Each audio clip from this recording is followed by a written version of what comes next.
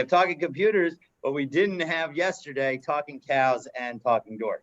But okay, here we go. So yesterday we had the chance to talk about the fascinating situation of talking cows and talking doors. Of course, that was really all in our imagination. We were just thinking that, of course, if we anthropomorphize the cow or the door, what it would be thinking is, I'm not going to open for you. If I open for you, I'm going to become a Nazir.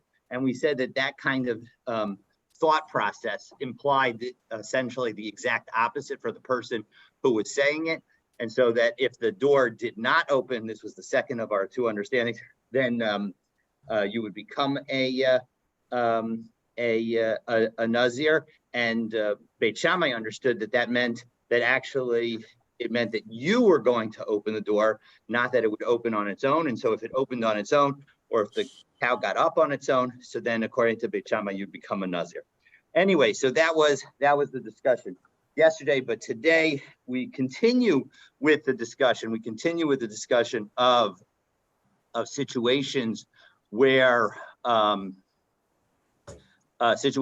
don't quite say the right words, the classic words to become a Nazir, but you do something else that indicates on some level that you want to become a Nazir. And we're going to see it makes a difference whether a person is a drunk or not.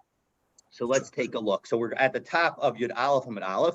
And again, we're continuing our discussion of people who say they're a Nazir but don't quite use the right language. So, Mazgulo esakos, if people poured a cup of wine for somebody and as a result of their pouring that cup, the person says, Hareini Nazir mimenu, I am a Nazir from it.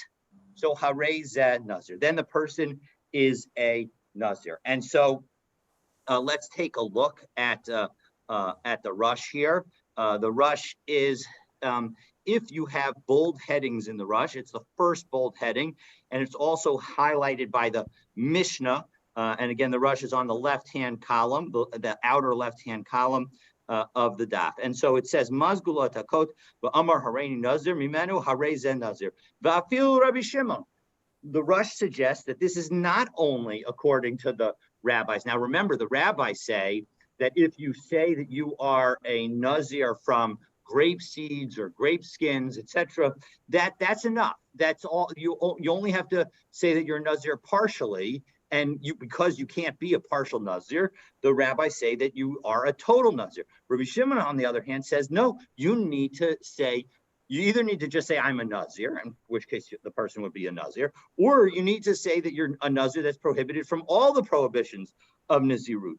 So here, it seems like the person is just saying that they're a Nazir from wine because they say, Hareini Nazir mimenu, I'm a Nazir from it. So, but the Rush says, no, that's not the right way to interpret it, that even the Rebbe Shimon would say that this person is a Nazir. D'amar ad sheyazir mikulan, right? Because he's the one who says you need to say that you are a Nazir from every one of the prohibitions. But hachamoda, here he'd admit, kaven delo hizkir behedja yayin, since although the person said from it is not a clear statement, even though the wine is sitting there in front of him in the cup, it's not completely clear that he means only wine. So delo gara miyadus nazirus, that this is no worse than the shorthand associated with nazirus. And so as a result, the Rush suggests that even the rabbis would, even Rabbi Shimon, would agree in this case that the person is a Nazir. So that's case number one in our Mishnah. Now case number two, and you'd expect, because we're going to say ma'aseh, there's a certain, it happened, so that what happened would be supportive. But let's take a look. Ma'aseh be'isha achas shehaisa shikura. There was a woman who was drunk, and not completely clear, right? So is it that she was a drunk, or was she drunk at that moment? We'll see that it probably makes more sense to understand that she was a drunk. She was somebody who would drink a lot of wine.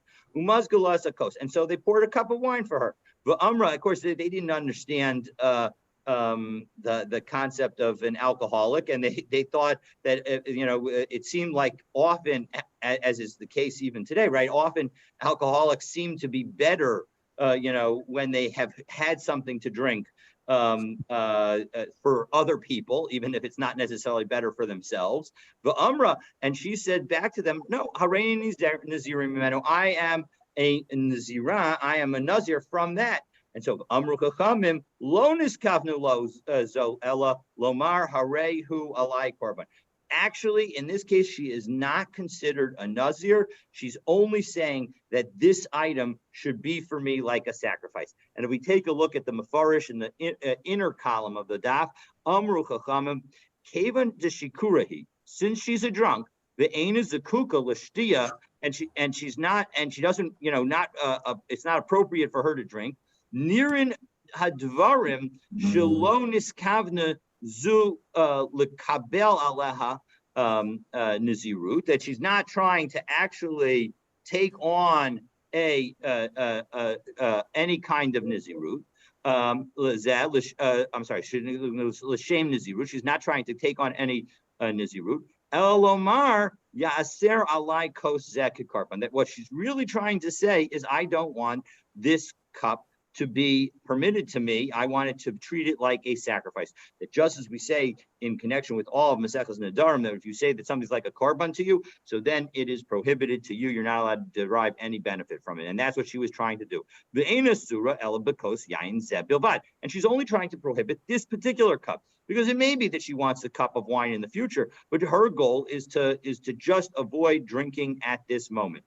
And we will explain in the Gemara why she uses this language and doesn't just say harehu alai korban. Why doesn't she just say what she actually means?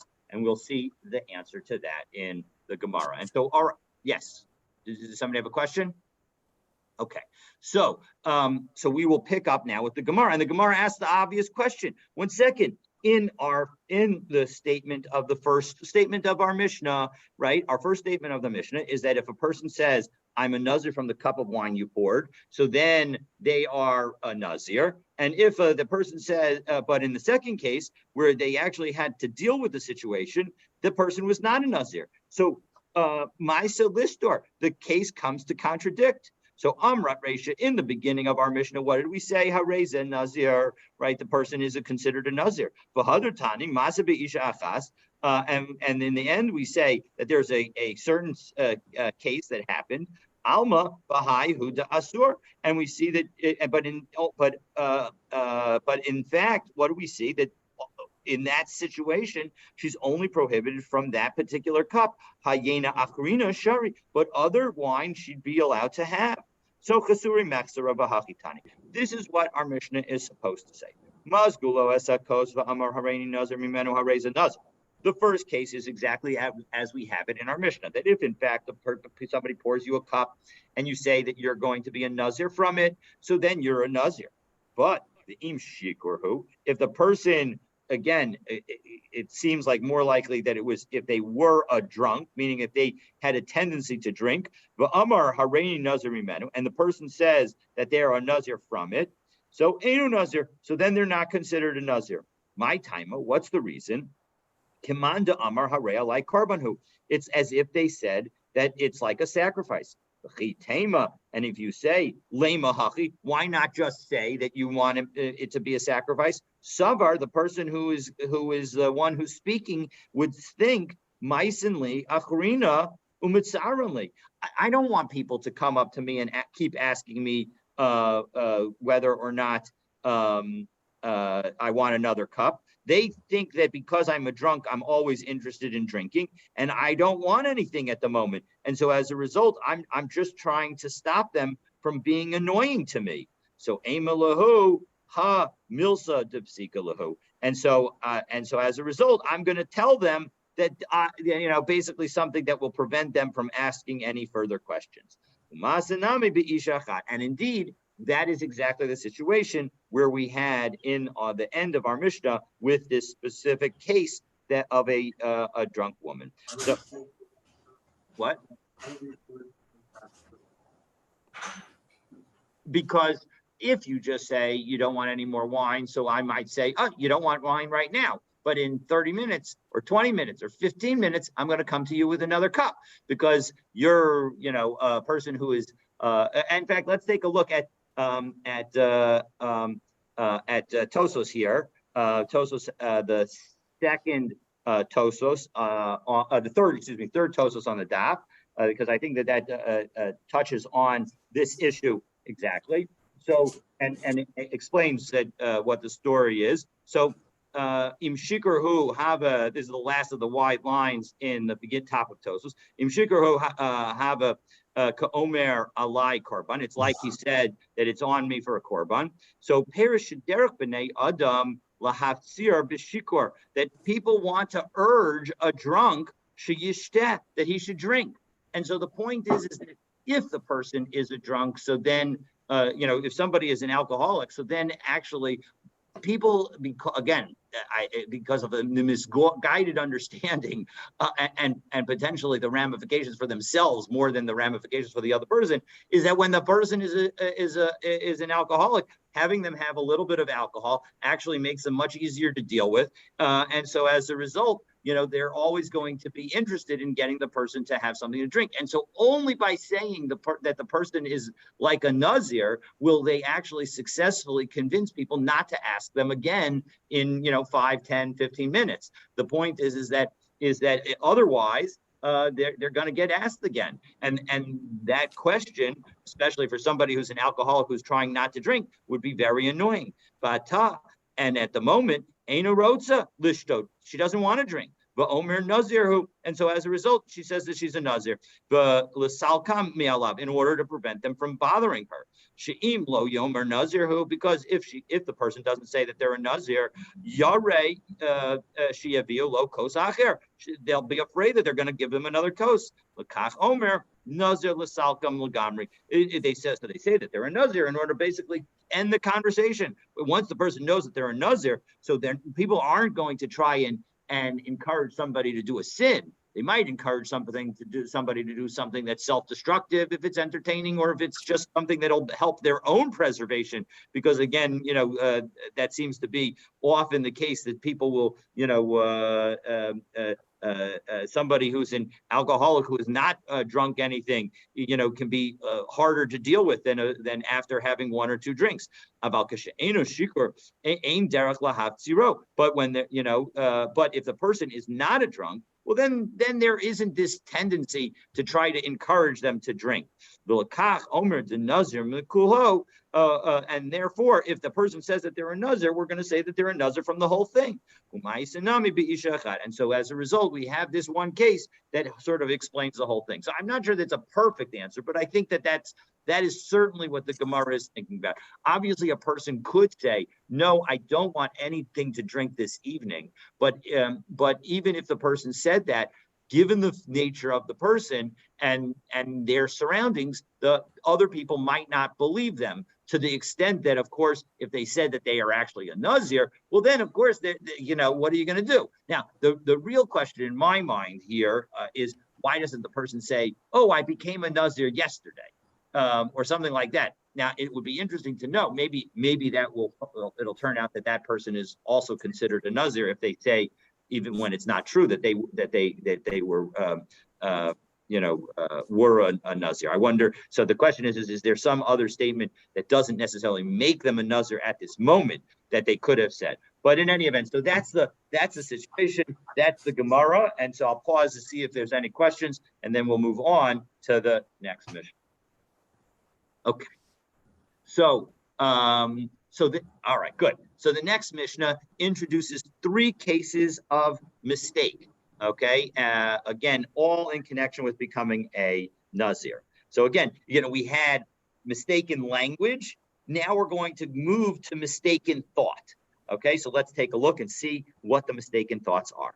Hareini Nazir almanas she'ehei shose yayin. If a person says, I'm going to be a Nazir on the condition that I'm going to be allowed to drink wine, umitame mesim, or I'm going to be a Nazir on the condition that I'm going to be able to become tame to the dead, harei zen Nazir, the person is considered a Nazir, but asur b'kulan, and they're prohibited from all of the different things. So if we take a look right opposite the Tosos Afa Rishona in the Rush, it says harei zed, it says the Mishnah, harei zen Nazir ba'asur b'kulan. So Rabbanan l'taimayu, this is the rabbis according to their reasoning. to Amri La'el, because they said earlier, Afilu lo nadar ela min hachartzanim nazar mikulan, right? The person is considered a nazar from the whole thing. And so as the result, that's the story. So the interesting question, and I'm sure that the Achronim deal with it. I have not seen anything inside, but two thoughts came to me. Meaning, when the person says I'm a nazir on the condition that I can become tummy to the dead, there is a kind of nazirus that has that. Namely, that's a nazirus shimshon. So why don't we say that the person's intention is to become a nazir shimshon? And yet we don't see anything in that regard. We're not going to see that in the Gemara either. So I have two thoughts about that. One is that Nazir Shimshon is a special case. And two, that Nazir Shimshon has additional restrictions, as we saw earlier, that you can never cut your hair. There's no possibility of retracting it. And so as a result, for us to suggest that somebody is trying to become a Nazir Shimshon, I think the Gemara is thinking, or the Mishnah is thinking, that you need to actually have some kind of explicit statement in that regard. And of course, that would also call into question whether or not one could ever even become a Nazir Shimshon, which is actually another important point, because remember, we saw that some people say that you can never become a Nazir Shimshon because only Shimshon was able to become a Nazir Shimshon because an angel told him to be that kind of Nazir. So that could also be playing out in our Mishnah as well. So those are a couple of reasons why maybe that would not be a case. Certainly was a question that occurred to me and might have occurred to you as well. So that is case number one. Again, case number one is I add a condition, and it seems like everybody says that this person is a Nazir, right? The person's a Nazir and everything is prohibited. Well, we're going to get that point. Absolutely excellent question. We're going to see that discussion in the Mishnah. We're going in the Gemara, excuse me. So now case number two, where we will have Rabbi Shimon. So Yodea Anishiyesh Nazirus. So the person says, I know that there's a something called Nazir. But I didn't realize when I became a Nazir that a Nazir is forbidden to drink wine. Hareze Asur. This person is considered prohibited, and all the prohibitions of Nazir apply to him. And so if we take a look at the next rush in the rush, again, this is now opposite to Havi Matna Tosos, a little bit further down, one or two lines below that. I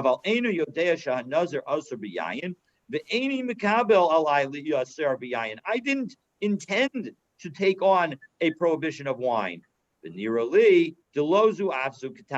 according to the rush, that this Gemara this Mishnah, is using the concept of lozu afsu. Not only this, but even this case, meaning each case adds another layer to our understanding.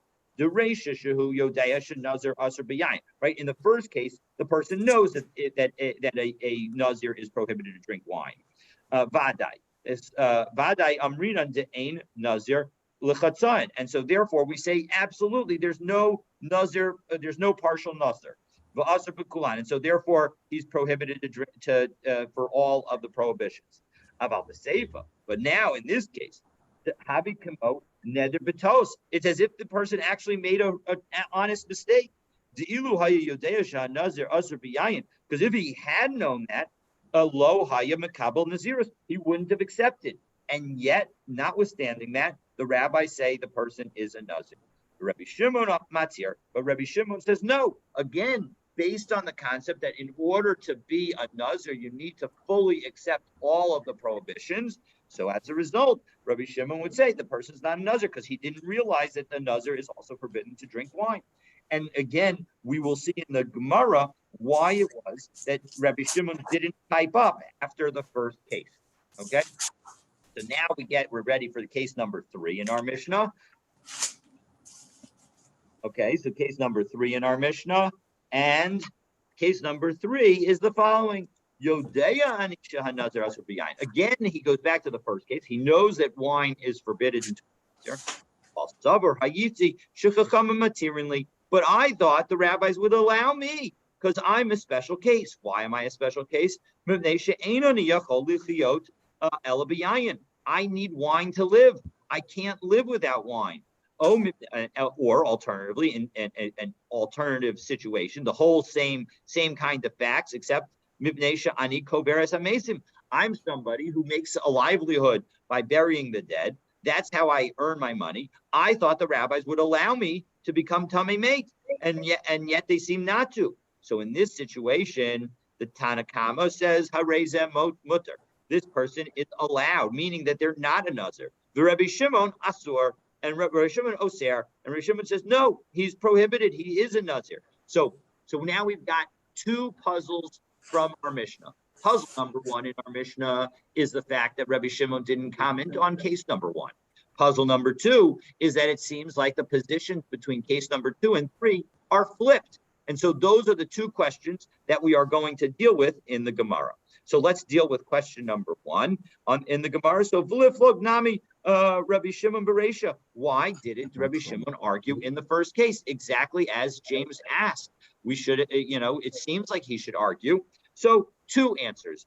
Amar Rabbi Yoshua ben Levi Chalokaya. He did argue. And the point is that Chalokaya Rabbi Shimon af Bereisha. He did argue even in the Reisha. And the point is that when we say that Rabbi Shimon says that the person's not a Nazir, it's not only referring to case number 2, but it's also referring to case number 1. And so as a result, the machlokas is in both cases. So that's possible answer number 1. Ravina says no. Bereisha lo kalig Rabbi Shimon. Rabbi Shimon does not disagree in the first case. My time. What's the reason in the first case? Because he put a condition on something that it opposes, that is opposite of what was written in the Torah. Meaning the alma, although literally it means made a condition on what was written in the Torah. The point is that the condition is opposite of what is in the Torah. Meaning the Torah says that a Nazir is prohibited to drink wine, and this person is trying to undo that prohibition and say that he's making a condition contrary to what it says in the Torah. So, and anybody who makes that kind of contradictory condition to know, Batel, that we ignore the condition, and so the condition gets ignored, and so it's considered nullified. And as a result, if in fact the condition is nullified, well then, if even Rabbi Shimon agrees to that, well then there's no condition. And so as a result, because there's no condition, it's as if the person just said Hareini Nazir. And so as a result, they are a full-fledged Nazir. But Rabbi Yeshua ben Levi, 1 second. Why did Rabbi Yeshua ben Levi say that Rabbi Shimon argues about the first case?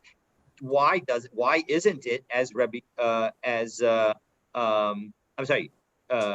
why isn't it, as Ravina says, as Ravina points out, why don't we say that the condition is nullified? So Amar Lach, Rabbi Yeshua ben Levi would tell you, Hi almanas kechutz dami. No, yes, he used the language of almanas, but what he's really saying is accept. And so as a result, this is not really on a condition. A condition is if you say, I'm going to be a Nazir if somebody walks into this room in the next 5 minutes. That would be a condition.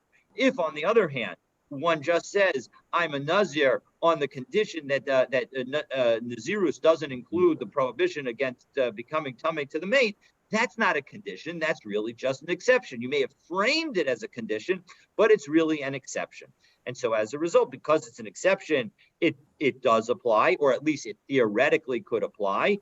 And so as a result, that's going to work. And Tanya Kavase de Ravina, and notwithstanding this machlokas, we see that we actually have a brisa that supports Ravina, namely that this is all about a condition, and conditions can't contradict the Torah.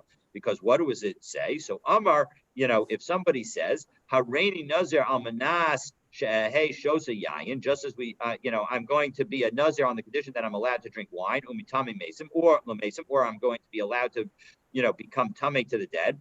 Harez and Nazir, they're v'asur b'kulan. They are a Nazir and forbidden in everything. And now with the extra wording that exists in the brisa that didn't exist in our Mishnah and that supports Ravina is the following: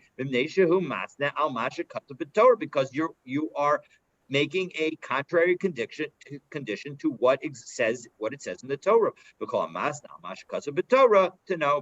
And anybody who does so, that condition is nullified. Now Tosos is going to ask a very interesting question.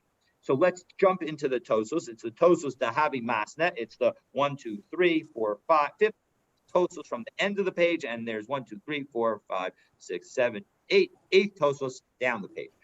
And it's in the last Tosos that begins in the narrow lines. Masna al Masha Torah. 1 second. So, all right. So we were saying that the person is making a condition that contradicts the Torah.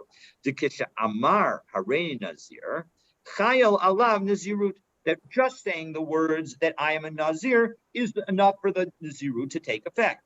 L'kol mili, for all purposes. Amar al Manas Matil Hatanai al Masha Kasu B'Torah. And then he adds the almanas, and that he's adding the condition, and so and since that condition conflicts with what says in the Torah, ubatal tonight, and the condition becomes nullified. So that's just explaining our Gemara. And now Tosas asks the great question: V'im tomar tepek de nazirus efshar l'kayim al yedei shliach. Now, 1 second. A Nazirut cannot be accomplished through a messenger because a Nazirut is a personal action. I can't accept a Nazirut on behalf of James. He needs, even if James appoints me his agent, he needs to do it directly. He needs to say that he is the Nazir if he wants to. So as a result, and we have a general rule, the Amar Bahamadir, we have in Maseches Ktubos, the Be'inan Tanai Dumya de Bnei Gad Bnei Ruvain, Shnis Kayim Hamasa Al Yedei Yehoshua. That in the case that whenever you have a condition, it needs to be a condition consistent with the condition associated with the arrangement that Bnei Gad and Bnei Ruvain made with Jewish people and with Moshe in particular. That they said that they would go and fight, and on that basis they would get the land on the eastern side of the Jordan River. And so as a result, what we learn from that story is that just as Moshe's role was assigned, there was a shlichut, an agency, where Moshe gave that agency to Yoshua. Right, Yoshua, Shahaya Shliach Moshe, he was the agent of Moshe. V'hasa Mahani Tana Lebatel Hamas V'lo Ba'alma. And so as a result, we have the rule that basically only when you can have a shlichut can you have a condition, and only when you can have a condition can you have a shlichut. So these two topics are inextricably linked. And so as a result, why are we focused on the fact that this condition is violating the Torah? We should just note that this is a condition at all. And all conditions in connection with Nazirut should be nullified because you can't do shlichut with Nazirut. So the Yesh Lomar, so Tosfos gives us a very important point, because we will see that in fact you can do Tanai on Nazirut.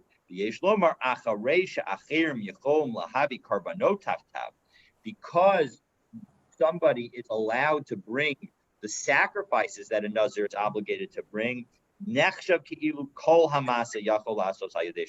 So he says that basically all of a Nazirut can be done through a Shliach, and so as a result, because Nazirut can be done through a Shliach, one is allowed to institute conditions.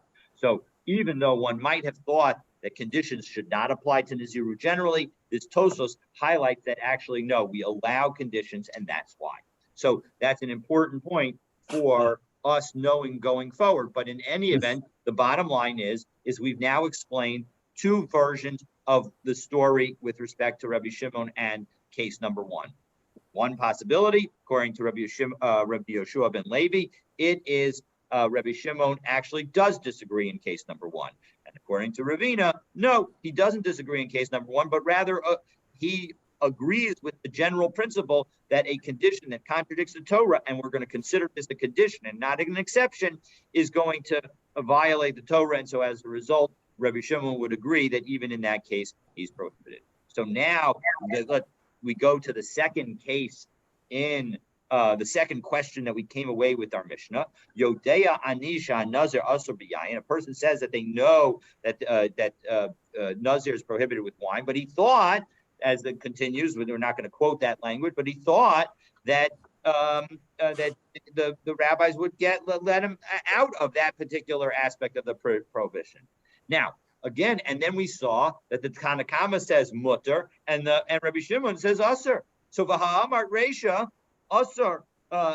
We had the Tanakama saying asur, Rabbi Shimon matir. So we see that there's an exact opposite. So now we're going to give again 3 potential answers. So answer number one. And each of them are going to withstand scrutiny, meaning all of them are going to be valid answers. So answer number one is Emanami Hareza Asur Rabbi Shimon Matir. Actually, here also, we just got it reversed, but corrected to say that the Tanakama says it's forbidden and the Rabbi Shimon says it's permitted. It's not, it was just a typo. Case answer number 2 is the Ibayas Ema, or you could say La'olam Lo Table. Don't reverse the rulings. Hasam, as we turn to Yud Aleph Bet, Reisha Kagon de Nazar Mechada, Rabbanan. So what in the general rule is that the first case is in our Mishnah is where he is only a Nazir from some prohibitions. So Rabbanan to Amri Dafil Lo Nazar Elami Achas Mehen, that even if you just prohibit one aspect of Nazirut, when you try to become a Nazir, having Nazir v'Asur, you're a Nazir and all the prohibitions apply. So Rabbi Shimon to Amar Ad Yazir Mikulam, and Rabbi Shimon says, no, you need to prohibit everything. So, and therefore mutar. So Seifa the Nadar Mikulo v'Itshel Mechada. So now in the end, what is going on here? What is the person saying? He's saying that I thought the rabbis were going to permit for me one item. I thought they were going to permit for me the allowance to drink wine. So when he asks, when he's effectively in that statement, asking to be permitted to drink wine. So as a result, l'Rabbanan to Amri afilu lo nazar el miacha mehen havi nazir ki mitchel michad minahu ichtare. So the rabbis who say that if you say I'm a Nazir from grape seeds, that's enough to make you a Nazir from everything. So too, if you ask to be allowed out of grape seeds, I thought that the rabbis were going to allow me to eat grape seeds. So then we would say, oh, okay, what you're really doing here is you're asking out, you're asking to be allowed out. And so as a result, we're going to say that you are allowed out, because even just asking about one aspect will cause all of the aspects of the Nazirut to go away. And the Rabbi Shimon, the Amar Achi Yazir Mikulam. And whereas Rabbi Shimon says, when do you become a Nazir? You only become a Nazir when you take on every one of the prohibitions. You can't become a partial Nazir and trigger the entire Nazirut. You have to recognize that you're accepting all of Nazirut in order to become a Nazir. So Kim Mitchell Nami Me'ahu, Ad Mitchell Mikulo. Again, if you try to ask about one piece, until you ask about every piece of being a Nazir, that is why you are not going to get out of it. So Mishum Haki Katani Rabbi Shimon Aser. And that is why we say that Rabbi Shimon says that it's prohibited. So again, answer number one is we just flip it. Answer number two is that really let's understand that in the third case, the person who's a Nazir is asking out, and they're asking to get out of it. And so therefore, the question is do we allow a partial ask out as the basis for being released from the entire Nazirut? The rabbis say yes, and therefore it's mutter, and Rabbi Shimon says no, and therefore it's aser. Okay, and the third potential answer, the Ibayas Ema, or you could say that the Nidre Onesin Kamiflagi, that what's going on here is a machlokus about a situation that's beyond your control. And it's a machlokus between Rav Asi and Shmuel. And what's that machlokus? We're going to learn it right now. Zitanan, we have a Mishnah, and this was a Mishnah that we saw in Nidarim. which said, Arba Nadarim Hitiru Chacham. There are 4 kinds of Nadarim that the rabbis permitted. Nidre's reason. This is a neder in order to encourage in the connection with bargaining, where I say to you, I'm not going to sell this for anything less than 2. And you say that you're not going to buy it for anything less than 1, for anything more than 1. And so as a result, even though we both made Nadarim there, those Nadarim are not real Nadarim. They're just bargaining techniques. And so as a result, if we in fact settle on 1.5, it's not violating either of our Nadarim. So Nidre Havai, then there's Nadarim of exaggeration, where you use a neder to somehow exaggerate something in order to highlight a particular view. This was, it was like the number of, if it wasn't the number of people who left Egypt, that's, that were out in the street yesterday, I will do X, Y, and Z. Doesn't mean that you're not trying to say that there were actually, 600,000 if it's men, or 3 million if it's women, if it's everybody or something like that. It's just an exaggeration. You're not trying to make an actual vow. Nidre shugagos, if you do it without realizing it, and nidre onasin. And then finally, the situation where there was no choice, where basically somebody makes a neder that I'm definitely coming to your party tomorrow, and then unfortunately they had a flat tire and they weren't able to get there, or something else happened and they couldn't get there.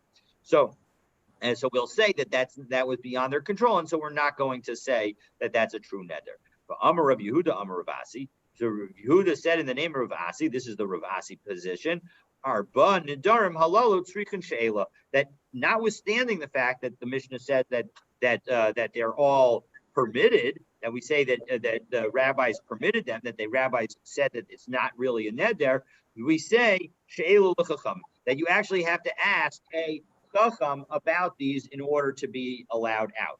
And the rush towards the bottom, right opposite the Tosas V'im Lav, Arba Nidarim Halalu Tzrichim. Again, this is 1, 2, 3, 5 lines up in the narrow lines of Tosos. If you then go over into the rush, it says Arba Nidarim Halalu Tzrichim She'elu L'chacham Lo Lefesach Lo Lepatach Charata. You don't need Lo Bipetach Charata. Not with, you don't need any kind of regret or an opening. To kol neder nami nitar ayidei charata, because every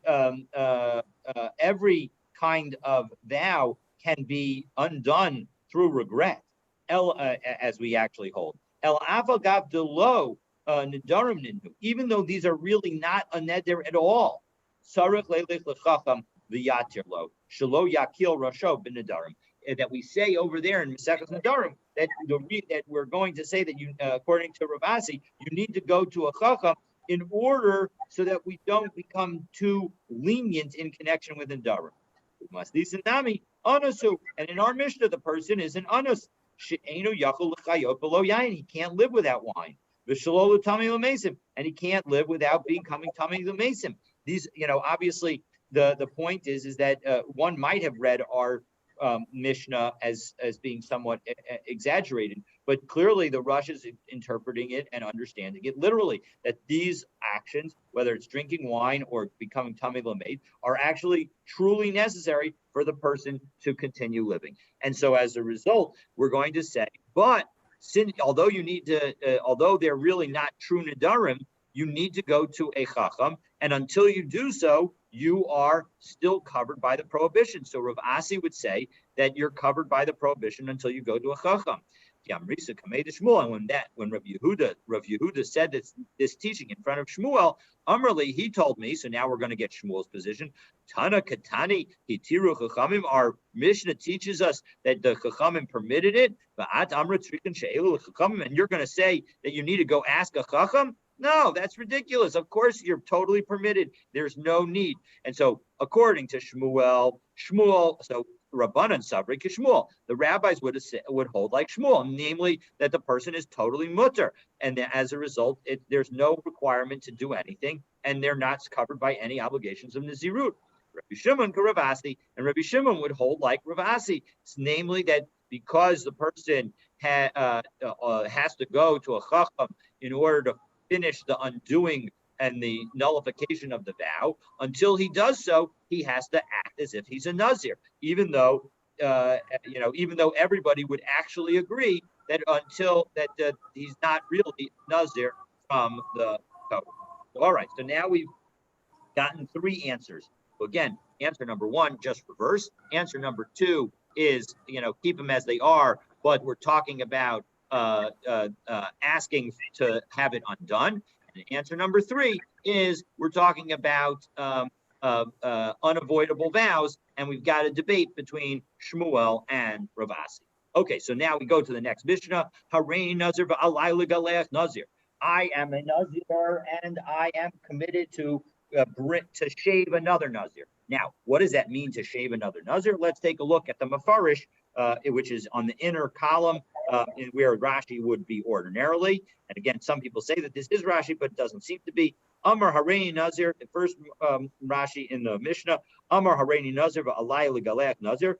So what does that last part mean? Va'ani b'mkomo shel Nazir acher. I'm going to be in the place of another Nazir. Lahevi korbanosав b'yom tiglochosav.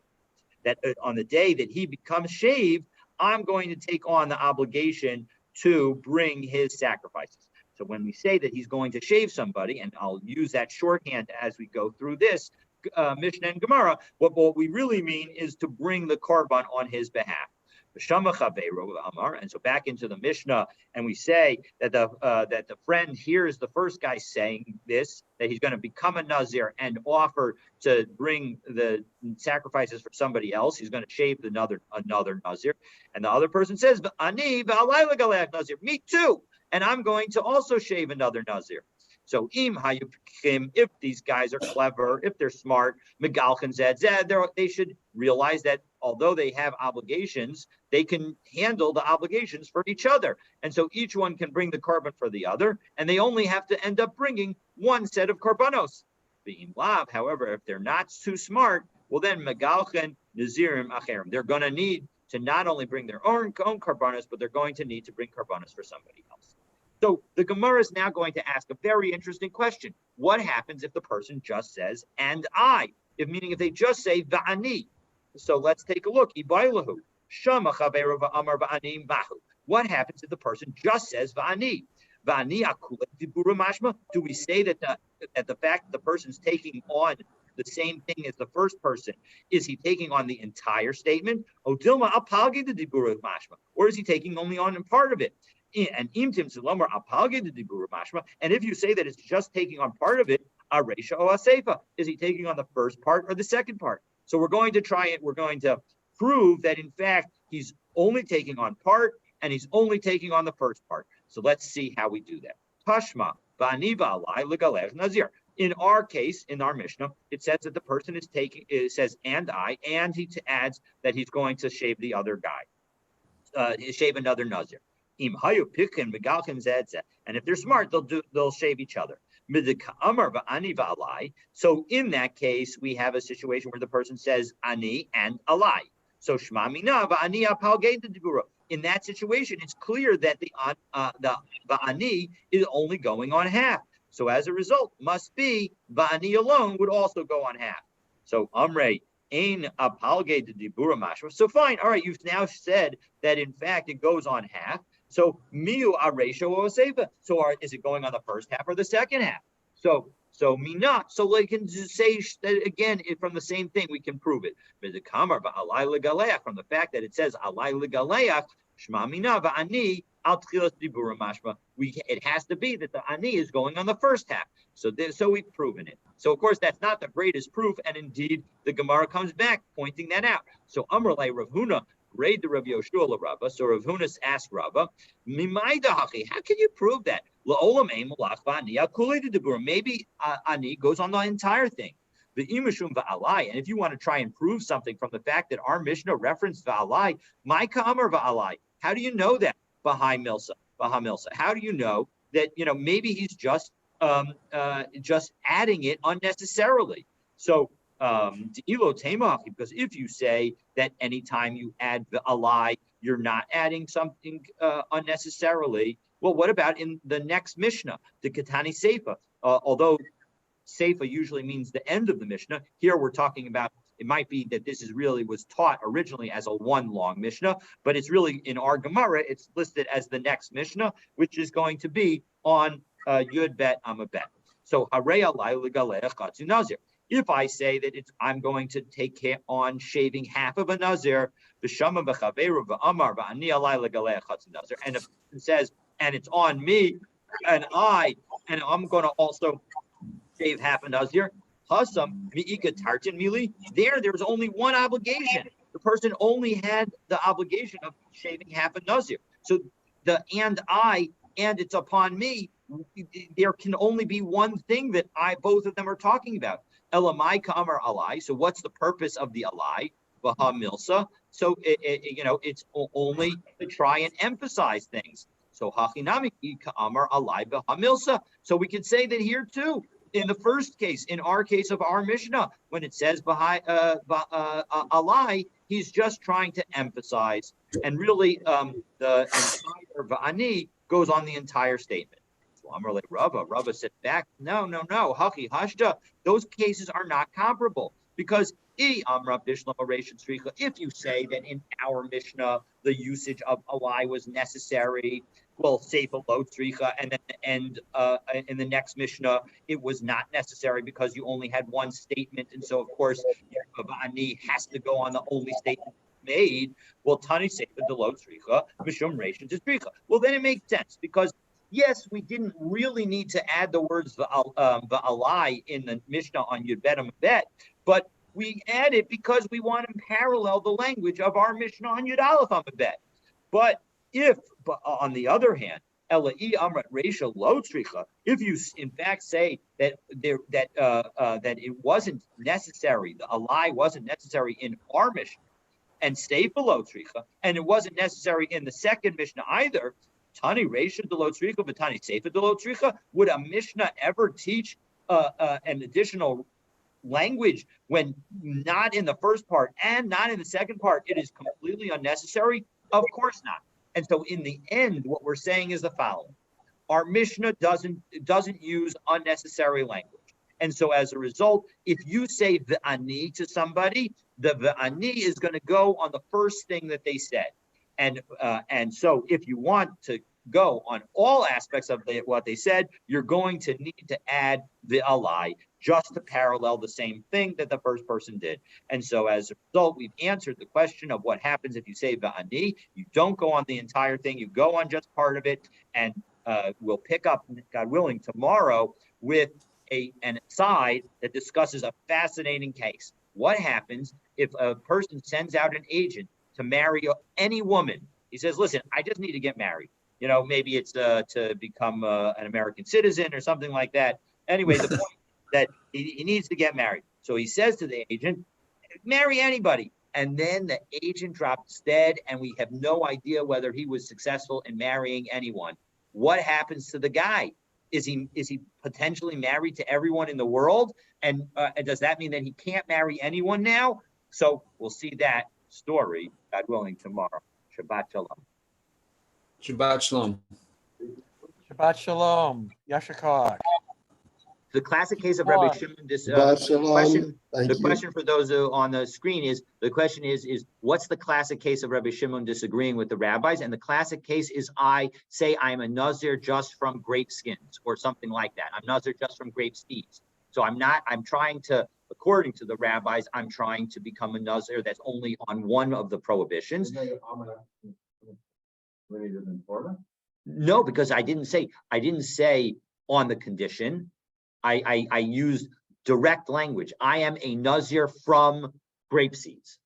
That's the language I use. And so as a result, I am saying that I'm a Nazir, but my mind. You're not carving out an exception. I'm not exactly. I'm trying to become one of the prohibitions. And so Rabbi Shimon says, you can't become a Nazir with those words. That is not possible. You have to know that you're accepting the entire thing. On the other hand, the rabbis say, no, you become a Nazir, because you can't become a Nazir from one thing, you become a Nazir from the entire group. And so there is a great logic to Rabbi Shimon's statement.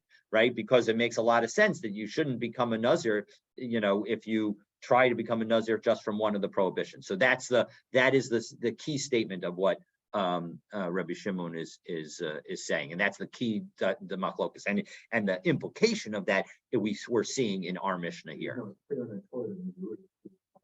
Correct. Even though it was clear in the Torah that the Nazirut includes everything, and I even know that. But and that's the basis for the rabbis. The rabbis say, look, that Nazirut in the Torah includes everything. You can't just, but the person thinks that they can or wants to try to do it. Then the rabbis will say you're a full Nazir, and Rabbi Shimon will say no, you have to actually take on the entire Nazirut. All right, have a wonderful day and a fabulous Shabbos, and God willing, Ellie will pick up on Motzi Shabbos a little after 6:30, I think, about 45 minutes or so after Havdalah time. Have a great And everybody be careful about the cold tonight. Oh, yes, it is going to be very, very cold. Please bundle up.